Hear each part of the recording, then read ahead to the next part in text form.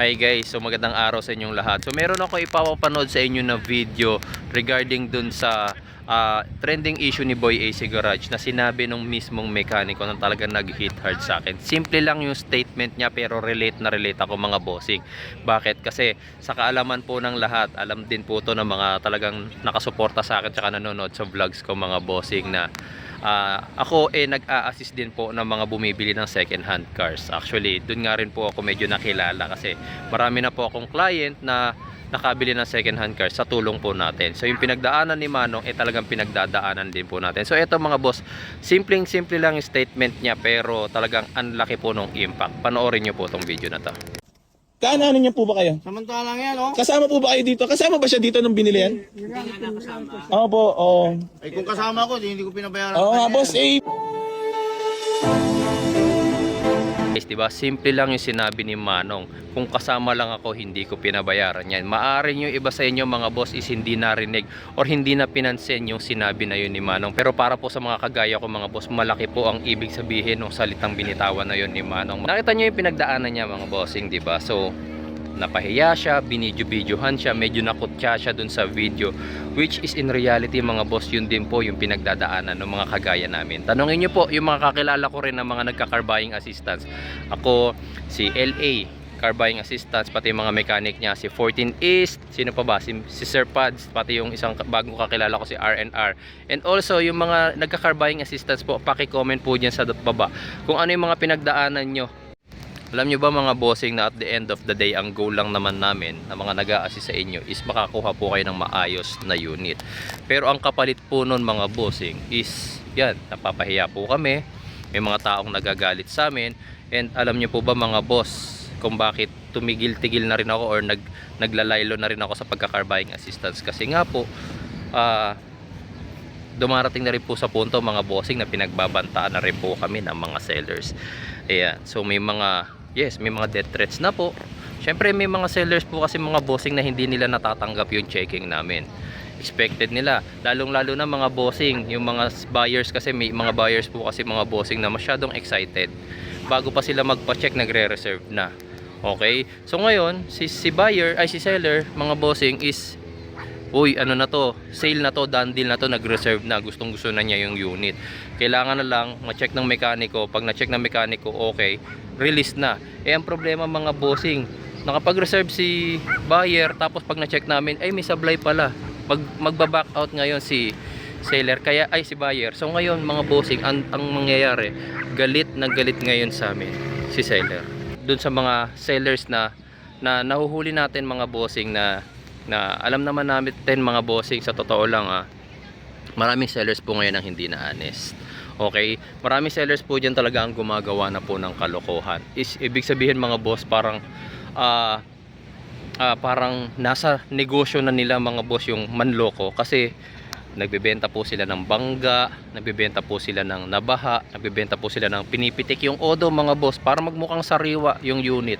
Okay, tapos para medyo tumaas ang value ng sasakyan, ginagawa po nila yon. And kami po, yung mga nagka-car buying assistance, yung mga nakakahuli sa kanila. Alam nyo ba mga bossing na nasa bawat checking po namin mga boss, sa totoo lang marami ang nagagalit sa amin. Maraming sa isang showroom lang, halimbawa pumunta kami doon at chinek namin yung sasakyan na tapos hindi okay, ilang tao agad ang nagalit sa amin doon? Yung seller, yung mekaniko ng seller, yung mga tauhan ng seller, yung ahente na dapat kumita pero dahil sa checking namin hindi natuloy, hindi nabili yung sasakyan, masama na po agad ang loob nung tao na yon sa amin. So bawat checking namin mga bossing, ilang tao agad ang nagagalit sa amin. Kaya nga sa akin lang mga boss, marami na po ang galit sa akin, which is hindi ko po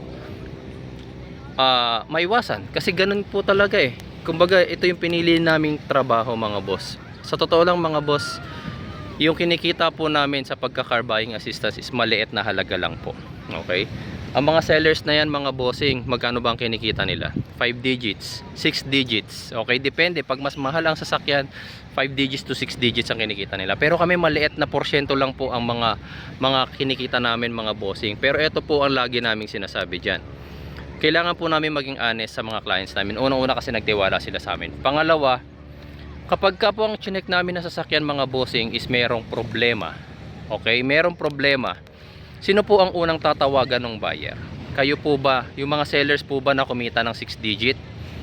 O kami po na nag-check ng unit? Di ba kami po? So kapag meron po kaming hindi nakita, meron po kaming pinalampas or hindi namin sinabi sa buyer namin, tapos lumabas yung issue na yon kalaunan, sino po ang unang-unang niyang sisisihin? Sino po ang unang-unang niyang tatawagan at kukulitin? Di ba kami po? Di ba? So kami mga bossing, ang lagi lang po namin sinasabi sa mga sellers, mga boss, ginagawa lang po namin yung aming trabaho. Okay? Ang sa amin nga lang mga boss, kung tutuusin na sa bawat checking, parang gusto na lang namin sana okay yung unit, para hindi walang seller na magagalit sa amin. Kaso hindi naman laging ganun eh. Mas madalas pa nga mga bossing na yung unit talagang palpak eh. Kasi may mga seller po talaga mga boss na ang pinipili nilang unit bangga. Pinipili nilang unit yung matataas ang mileage, tapos pipitikin na lang po nila. Okay? So hindi po talaga maiwasan mga boss na sablay yung unit na i-check namin, tapos syempre hindi bibili ng client namin. Kaya ang sa amin lang mga bossing, ganito na lang po. Sa mga sellers po natin mga boss, pag alam po ninyo na meron pong sablay or may issue po yung unit na binibenta ninyo, paayos nyo na lang po muna. Ngayon kapag laging dinadahilan po ng iba na maliit lang patong namin dyan, maliit lang tubo namin dyan, pag pinagawa po namin, mag-aabono na kami, wala na kaming kikitain. Ngayon kung talagang totoo po yung sinasabi nyo na tukod na, wala na kayong kikitain at hindi nyo na kayang ipagawa, at least i-declare nyo na lang po sa buyers ninyo yung issue. Kasi kapag tinago nyo po yung issue, tapos na-check po namin, syempre sasabihin po namin yan sa clients namin. Ngayon kapag nalaman nila at hindi nila binili yung unit, magagalit po kayo sa amin. So wag po sanang ganun mga sellers. Ginagawa lang po namin yung trabaho namin. Tinutumbasan po namin yung tiwalang binigay sa amin ng aming client. Okay? Kaya nga tignan nyo yung pinagdaanan ni Manong, di ba? Pinahiya siya, nasa video, binidyo siya. So nakita ng maraming tao yung pagmumukha ni Manong. So siguro kung ako yung nasa sitwasyon ni Manong doon, hiyang-hiya na ako kasi syempre iba din tingin ng tao sa paligid, lalong-lalo na kung nasa showroom kanila. Lahat ng tao doon, mga tauhan doon, mga cashier, ahente, mekaniko, pati yung mga utilities nila doon. Iba na yung tingin sa'yo eh, kasi nga syempre napapahiya ka na eh. Kaya ang payo ko rin po sa mga buyers natin mga boss, kasi ang naging mali rin po ng buyer doon sa issue ng kay Boy AC Garage. Nalaman ko po na wala po pala yata silang kasamang mechanic, kasi nung unang pumunta sila doon wala yung mechanic. Kaya nga siya nagbitaw ng salita na kung kasama lang ako hindi ko pinabayaran yan eh. Okay? Ibig sabihin hindi po siya kasama nung pumunta doon yung buyer. May mga buyer kasi ng mga ganun mga boss, sobrang tiwala kasi vlogger, sikat. Ilang ba ang followers ni Boy AC? 1.7M. So iniisip ng iba siguro sa inyo, sa dami ng followers nito siguro hindi na to gagawa ng kalokohan. Siguro okay na okay ang unit niya kasi dami niyang followers. Mga bossing, wag pong ganun ang mindset natin mga boss. Sa totoo lang po, hindi ko naman nila lahat ha. Tanungin niyo po yung mga nagka-car buying assistance, kung sino pa po yung mga sikat na sikat sa social media ng mga nagba-buy and sell. Sila pa po yung karamihan na nahuhuli namin na may ginagawang mali.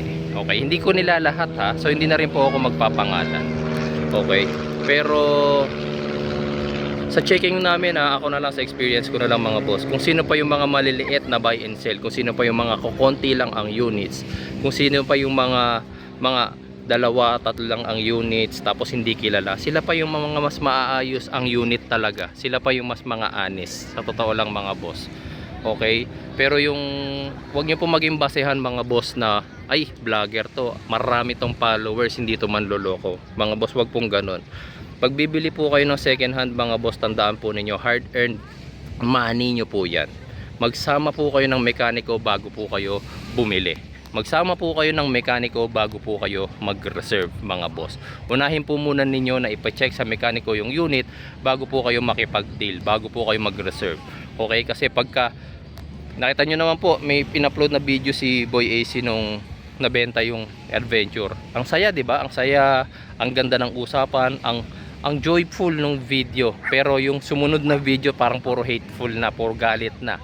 'Di ba? Nandoon na sa punto na nagkakapahiyaan na. May mga seller po kasi mga bossing na kapag nagbebenta magandang kausap. Nagbebenta pa eh.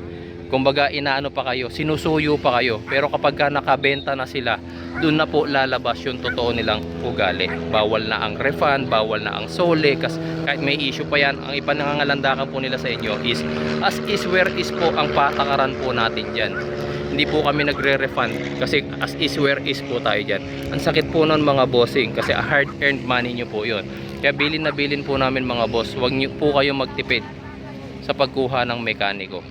Kung sino po yung pinaka pinagkakatiwalaan ninyo na mekaniko na alam ninyo hindi kayo pababayaan, at the end of the day kayo pa rin ang pipiliin. Kasi sa totoo lang mga boss hindi man kami receive ng death threats, hindi man kami nakaka-receive ng pananakot or galit ng ibang seller. Yung iba naman sa amin mga boss nakakatanggap din ng ano ba tawag doon? Indecent offer? Parang mga ganon. Ibig sabihin mga boss, binubulungan din naman kami ng mga sellers. Hindi lahat may mga sellers na nagbubulong na, boss ipasa mo na yan.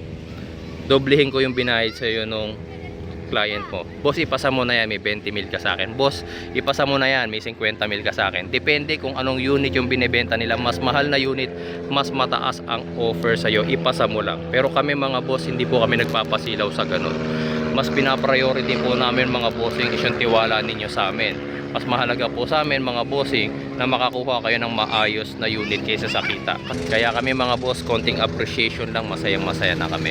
Lalong lalo na mga boss kapag kayo mga clients namin is tuwang-tuwa kasi nailigtas namin sila na makabili ng palpak na unit. Para sa amin napakalaking achievement po yun.